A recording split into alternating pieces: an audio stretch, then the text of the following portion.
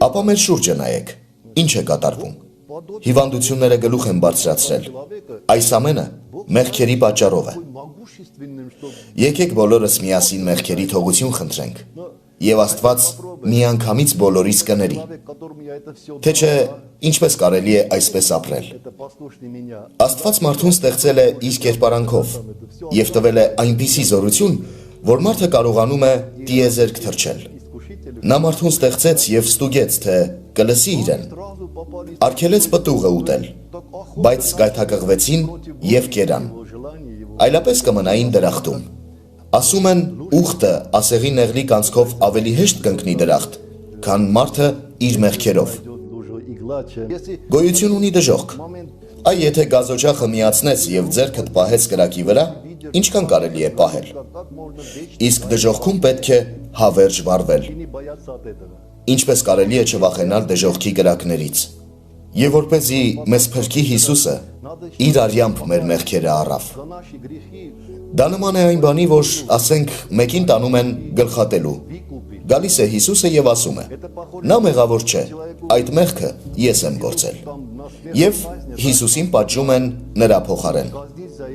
Հիսուսը մեր մեղքերը վերցրեց իր վրա, իսկ դրա համար նա տվեց իր կյանքը։ Նա հիմա մեզ հետ է։ Նա մշտապես տեսնում է մենք ինչ ենք անում։ Նա տեսնում է մարդու մեղքերը։ Աստված ցանկանում է, որ մենք իրար հետ վարվենք այնպես, ինչպես ծնողն է ցանկանում, որ իր երեխաները լավ լինեն իրար հետ։ Մեզ էլ տվել է առաքելություն։ Շուտապույտ պետք է ազատվել նախանձից։ Նախանձից կարելի է ամեն վատ բան սպասել։ Այն կարող է մարդուն վերացնել։ Հարկավոր է մարդիկ զգան իրենց մեղավորությունները,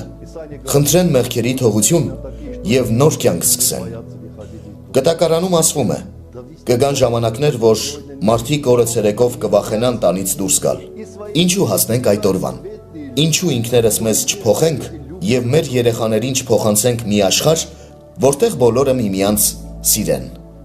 Ցորենը երբ ցանում են, միայն Աստված գիտի, թե ով պետք է ուտի։ Ես այնքան եմ ցանկանում, որ շատ շուտ, հաշված րոպեներում, ողջ Ուկրաինան եւ ամբողջ աշխարհը մաքրված լինեն մեղքերից։ Եվ ես ուղղակի համոզված եմ, որ Աստված մեր ժողովրդին կփրկի, որովհետև բոլորն էլ այսօրվա գործած չարության համար վաղը փոշմանում են։ Մեր ժողովուրդը հեշտությամբ լավի կողմն է գնում։ Մարդիկ պետք է իրար սիրեն անկեղծ սիրով։ Դա էլ կլինի մարդկության փրկությունը։